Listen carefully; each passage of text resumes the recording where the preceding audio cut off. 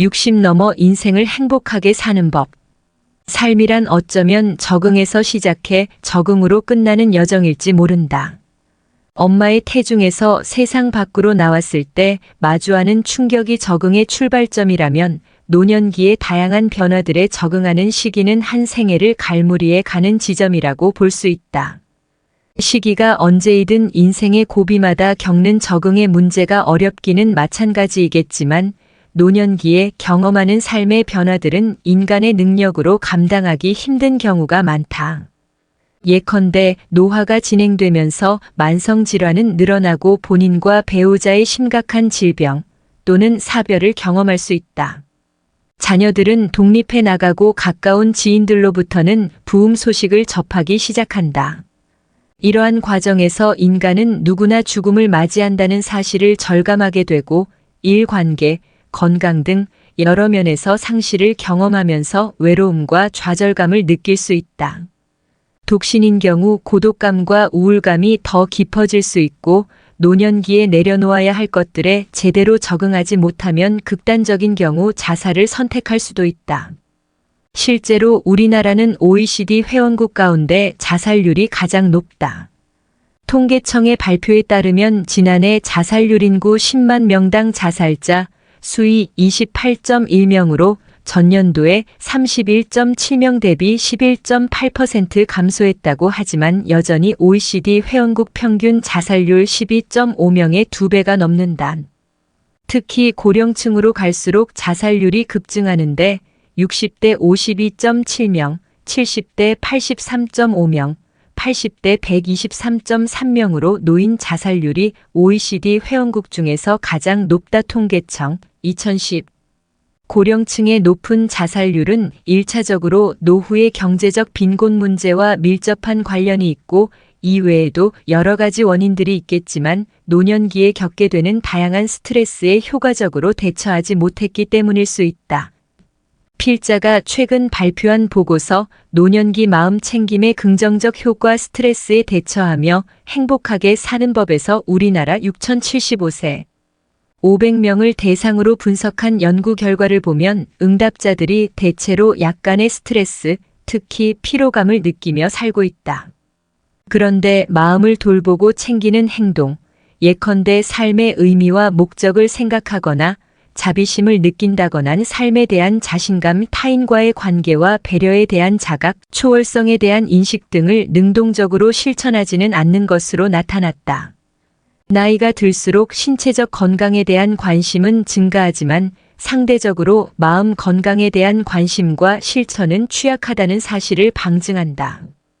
사실 노년기 생애주기 변화에 따른 스트레스는 피할 수 없는 경우가 많다.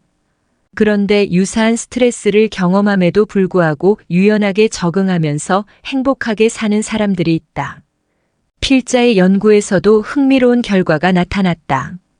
노년기인 6,075세 응답자들이 피로감, 좌절감, 긴장감 등 다양한 스트레스를 경험하면 대체로 삶에 대한 만족도가 떨어지는데 유사한 스트레스를 겪더라도 마음을 챙기고 돌보는 행동을 실천하는 사람들은 그렇지 않은 사람들에 비해 상대적으로 삶에 대한 만족도가 높게 나타난 것이다.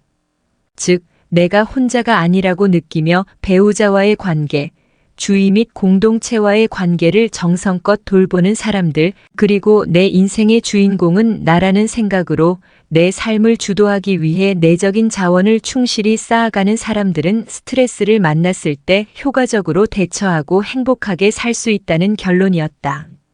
노년기의 중요한 과제는 스트레스에 효과적으로 대처할 수 있도록 마음을 돌보고 유연하게 적응하는 방법을 터득하는 것이다.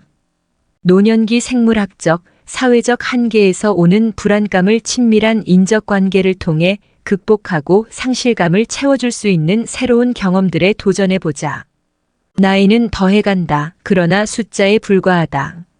언젠가 바람의 딸로 유명한 국제구호활동가 한비아 씨의 강의를 들을 기회가 있었는데 참 공감 가는 이야기가 있었다. 노후에 가장 행복하게 사는 법 4가지가 있는데 그것이 무엇일까요? 하는 물음이었다. 3가지까지는 모두가 아는 내용이어서 잘 대답했는데 4번째는 의견이 분분했다. 그 네 가지는 첫째가 돈이요, 둘째가 아내요, 셋째는 무엇인가 할 일이 있다는 것이었다. 마지막 넷째가 무엇일까? 궁금했는데 그것은 혼자서도 잘 노는 법이라고 했다. 자녀들이 다 출가하여 빈 둥지가 된 집안에 아내와 함께 살아도 어느 정도는 각자의 취미도 있게 마련이다.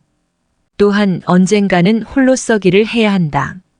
노후가 되면 혼자서도 잘 노는 법을 터득해야 행복해질 수 있다.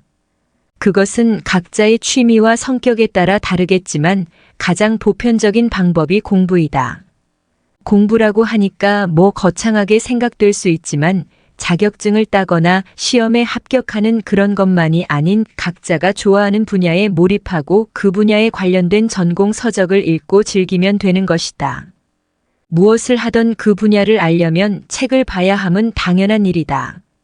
누군가 하던 말이 생각난다. 머리에 흰 서리빨이 내린 노인이 도서관에서 책을 보는 모습이 가장 아름답다고. 이것이야말로 혼자서도 잘 노는 법에 해당한다. 그림을 좋아하면 그림을 그리면서 세계 유명한 화가에 관련된 책을 탐독하고 그림이 전시되고 있는 박물관을 탐방할 수 있다면 금상첨화일 것이다. 팝송을 좋아하면 올드팝부터 현재 유행하는 팝송까지 섭렵하고 특별히 좋아하는 가수들의 콘서트를 참가하는 것도 또 다른 재미가 있을 것이다. 농사를 짓는 사람은 농사에 대해서 공부하는 것이다. 남들이 하는 대로 따라서 하는 어쩔 수 없는 농사가 아니다. 씨앗 하나를 뿌려도 토양의 질을 달리해서 그 발화를 살펴보고 기후에 따라 자라는 모양도 관찰해보면 최적의 조건은 무엇인지 살펴보는 것이다.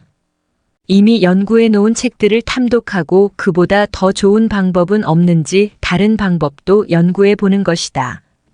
어떤 조건에서 파종하고 물을 주고 거름을 해야 최고의 소출을 낼 수 있는지 찾아보는 것이다.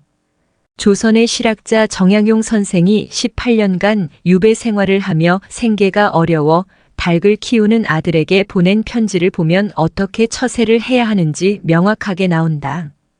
유형지 강진에서 다사는 둘째 아들 하규가 닭을 키운다는 소식을 듣고 편지를 쓴다. 내가 닭을 기른다는 말을 들었는데 닭을 기르는 것은 참으로 좋은 일이다. 하지만 이 중에도 품이 있고 저속하며 깨끗하고 더러운 등의 차이가 있다. 진실로 농서를 잘 읽어서 그 좋은 방법을 선택하여 시험해 보되 색깔과 종류로 구별해 보기도 하고 회를 다르게도 만들어 사양 관리를 특별히 해서 남의 집 닭보다 더 살찌고 더 번식하게 하며 또 간혹 씨를 지어서 닭의 정경을 읊어 그 일로써 그 일을 풀어버리는 것, 이것이 바로 독서한 사람이 양계하는 법이다. 라고 했다. 이왕 닭을 기를 바에야 연구하여 품종을 개량하여 남의 집 닭보다 살찌고 번식력이 강한 닭을 기르고 여가의 닭 기르는 책인 개경을 저술하라고 했다. 다산의 글 속에는 행복에 이를 수 있는 비법이 다 들어있는 듯하다. 미국 어느 대학에서 인생에서 가장 행복하게 사는 법이 무엇인지 조사를 했다. 결과는 공부하는 것이란 답이 나왔다. 이제 100세 시대가 도래했다고들 한다. 은퇴하고도 50년 가까이 더 살아야 한다는 이야기다. 어떻게 사는 것이 행복할까 고민해야 한다. 제2의 인생을 출발할 때는 될 수 있으면 본인에게 맞는 일을 찾는 것이 중요하다. 맞는 일이라고 힘들지 않고 고통이 없을 수 없지만 거뜬히 이겨낼 수 있는 것은 그 일을 좋아할 수 있느냐에 달려 있다. 즐거워하고 좋아할 수 있으면 그 어려움은 쉽게 감내할 수 있다. 하고 싶은 일을 찾아 공부하는 것이 인생을 오래 산 사람들이 꼽은 행복의 비결이라 한다. 행복하기 위해 진정 내가 하고 싶었던 좋아하는 일이 무엇인지 찾아보고 가슴 설레어 보자. 인생이 달라 보일 것이다. 고기를 잡으려면 강이나 바다로 가라고 했던가. 내가 알고 싶은 정보를 구하기 위해 스포츠 카드 행사장을 찾았다. 행사장은 동일한 취미를 공유하는 많은 수집가들이 모이며 자신의 수집 방향이나 노하우 등을 공유하곤 했다. 싱글 카드를 어느 채널을 통해 거래하는 것이 좋을지 그리고 얼마만큼 수익을 낼 수 있을지 궁금했다. 행사장에서 간단히 점심을 해결하기 위해 홀로 카드팩을 뜯고 있는 60세 중반으로 보이는 아저씨 옆에 앉았다. 그리고 그로부터 자신의 카드 수집 목적 및 내력부터 수익을 남길 수 있는 거래 방식 등에 대해 듣게 되었다. 자네 주식 거래해봤나? 내 주식을 본격적으로 시작한 지는 얼마 안 됐지만 조금씩 공부하며 투자하고 있습니다. 스포츠 카드도 주식시장과 매우 유사해. 주식시장에서 아마존이나 테슬라 같은 기업의 주가는 상대적으로 비싸잖아. 스포츠 카드도 마찬가지야. 브랜드의 시리즈, 종목, 선수, 포지션, 소속팀 밸류 등에 따라 가격의 차이가 있어. 그리고 시기에 따라 가격의 오르내림도 있어. 그와 30여 분간 이야기를 나눈 후 자신을 LA 다저스 팬이라고 소개했던 그 아저씨는 자리에서 막 일어서는 나에게 악수를 청하며 마지막 조언을 하였다. 나이가 들어서도 꼭 취미 활동을 하시게. 취미가 있으면 친구가 없어도 행복할 수 있네. 그리고 취미를 통해 인생의 재미도 느낄 수 있어. 반가웠네, 아미고 친구. 내가 주식에 투자하면서 공부한 개념들이 동일하게 적용될 수 있다는 내용은 정말 흥미로웠다. 무엇보다 취미를 통해 수익 창출이 가능할 수 있다는 점에서 스포츠 카드 시장이 매력적이라는 생각이 들었다. 집에 돌아와 스포츠 카드 시장, 규모 및 거래 등에 관해 리서치를 시작했다. 결국 본격적으로 스포츠 카드 수집을 넘어 투자적 관점에서 접근하기 시작했다. 시간이 흐를수록 이 시장만의 독특한 공급과 수요의 법칙을 이해하게 되면서 거래를 통한 수익이 발생하기 시작했다.